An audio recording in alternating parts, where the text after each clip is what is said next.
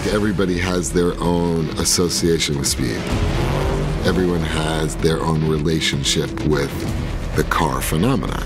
Your car says so much about who you are.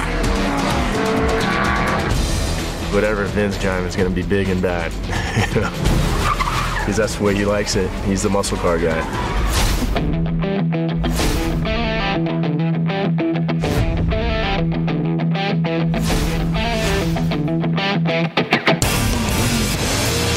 It's kind of like bringing Vin Diesel back. You know, if you bring Vin back, you need to bring that Charger back with him. Getting back to that kind of reliable, stoic Charger was very fun. It was like an old friend. It was like an old cast member that I had worked with a long time ago. It's not only a cast member, but a very, very important cast member for Dom. You sure you want to do this? This car had a ton of action in the film, so they had to be built to handle a lot of abuse, especially with the terrains we were involved in on this one. I mean, it was, you know, rocks, creeks, you name it. We went with just a basic Chevy crate motor, 350, turbo 400 transmission, Willwood brakes, you know, Ford 9-inch like every other car on the film was utilizing. And what we did is we basically tried to go with the same theme as the original Fast and Furious. Everyone's looking for you. But just modernize the car a little bit. Inside, just the same kind of thing. You know, in Fast and Furious 1, the car had a very late 70s, early 80s feel to it. With this one here, we try to at least, you know, bring it up into the, you know, the current time frame here of hot rodding. Something interests you about this car? Just admiring the bodywork. The Torino has become pretty symbolic as far as becoming the antagonist to Dom. In the car world, there's always been this big battle of Chevy versus Ford, and here in this film, it kind of extends into our characters. Out of all the cars that we saw, we really felt like that was the one that as soon as you saw it, you got a sense of what Dom has to go against, the opposition.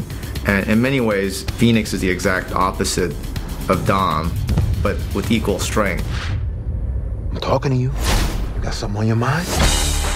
When they told me I was going to be driving a 72 Gran Torino GT, I was like, all right, this is something that you haven't seen in any other Fast and Furious movies. When you see the thing roll up, you know, hey, that he's a bad guy. It just says it all over the car. We added in the side pipes, Sparco seats, went through the whole suspension. It's bright green, you know. Green is for the money. I think when people see it, they're thinking, God, that's a great looking car. Just the shape, the slope of the car, it's perfect. The market value for 72 Torinos will probably go through the roof, because it's one of those cars that it's a very small group of people that actually appreciate these things, and I think once it makes it to the screen on Fast and Furious, everybody's going to want one.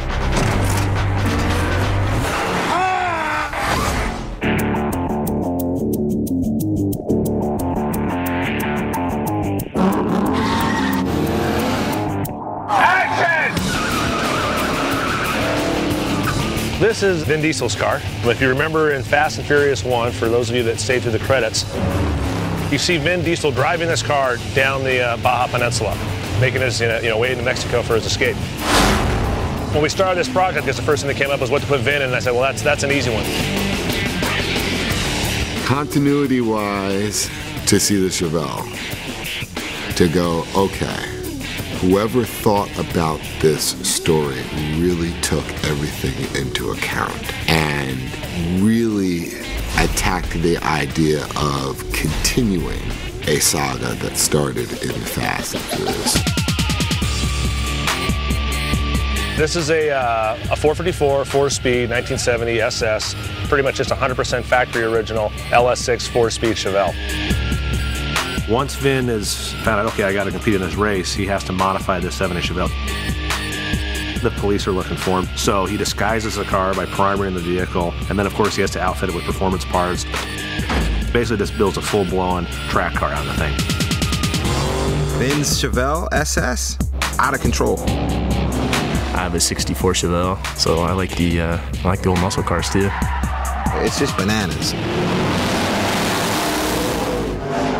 Okay, here we go. Pictures up. Action! After Tokyo Drift, and people would come up and they would say, come on, we gotta bring the muscle back. the GNX. That was a fun find because we kind of brought back kind of the more the 80s Buick.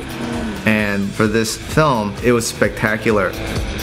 Most people that come to the shop and think, oh, you guys just bought some Buick Regals, you blacked everything out and made, GNXs out of them.